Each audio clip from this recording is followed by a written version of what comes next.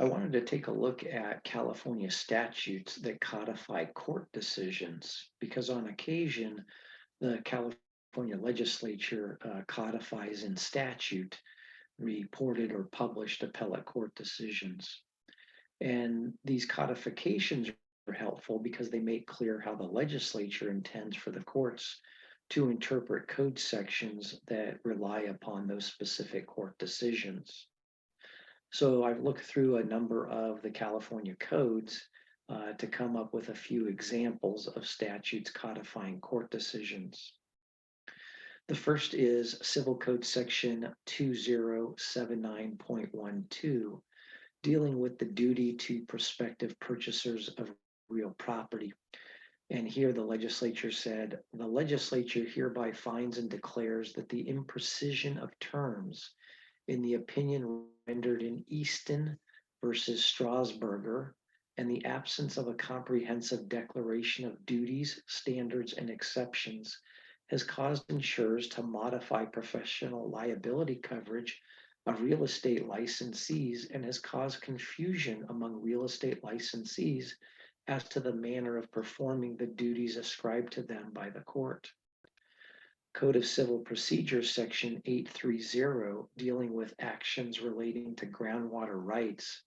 says that this chapter shall be applied and interpreted consistently with all of the following, including providing for the conduct of a comprehensive adjudication consistent with Winters versus United States. Education Code Section 47612.7, dealing with charter school operations, says,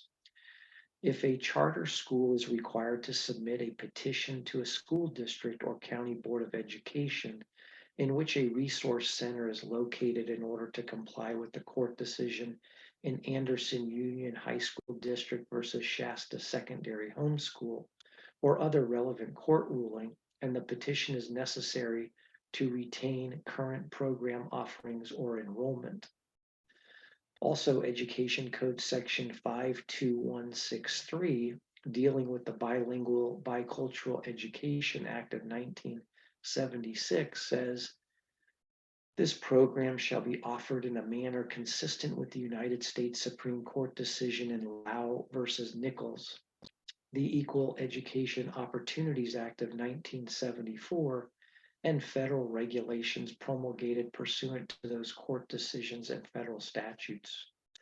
Then we have Family Code Section 3049, dealing with matters to be considered in granting custody of a child. And it says, it is the intent of the legislature in enacting this section to codify the decision of the California Supreme Court in re Marriage of Carney with respect to custody and visitation determinations by the court involving a disabled parent. Then we have Government Code Section 12965 dealing with unlawful practices. And that section says, this subdivision is intended to codify the holding in Downs versus Department of Water and Power of the City of Los Angeles. We also have Government Code Section 21631 dealing with post-retirement death benefits. Here, the statute says the cost of the additional benefits provided pursuant to the trial court decision in California State Employees Association et al. Versus Board of Administration of the Public Employees Retirement System et al. Shall be paid out of the reserve against deficiencies established by Section 2174. Then we have Government Code Section 53552 dealing with the refund of bonded indebtedness for local agencies. And here the court said the limitation shall not apply to bonds issued to refund indebtedness imposed by subdivision B of Section 53550 as a result of the court decision in Aerospace Corporation versus State Board of Equalization. In Penal Code Section 832.7, dealing with peace officers, it says, this section does not supersede or affect the criminal discovery process or the admissibility of personnel records pursuant to Subdivision A, which codifies the court decision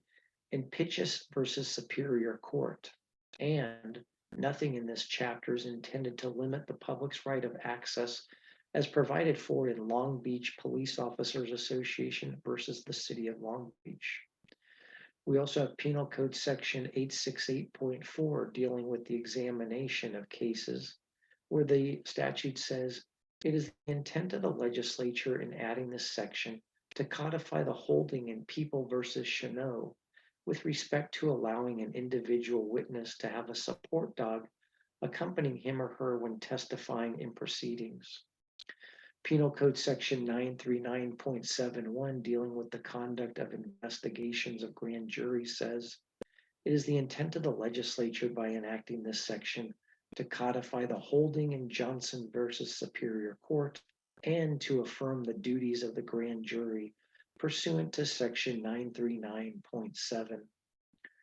Then we turn to the Revenue and Taxation Code, Section 7204.2 dealing with uniform local sales and use taxes. The court said, the State Board of Equalization shall continue to negotiate a settlement with the government of the United States relating to the amount of repayment of the sales tax refund liability of the state and local agencies pursuant to the court decision in Aerospace Corporation versus State Board of Equalization. In Vehicle Code Section 21101.6, dealing with local regulation of traffic laws, it says this section is not intended to make a change in the existing law, but is intended to codify the decision of the Court of Appeal in City of Lafayette versus County of Contra Costa. And then finally, the Welfare and Institutions Code in Section 10836, dealing with the electronic visit verification system, says, consistent with the United States Supreme Court decision in Olmstead LC versus LC ex rel Zimmering, the EVV system shall not infringe upon the rights of in-home supportive services program consumers. And finally, Welfare and Institutions Code Section 15841, dealing with Medi-Cal access program, says, through its courts, statutes, and under its Constitution, California protects a woman's right to reproductive privacy, and California reaffirms these protections and specifically its Supreme Court decision in People versus Belus.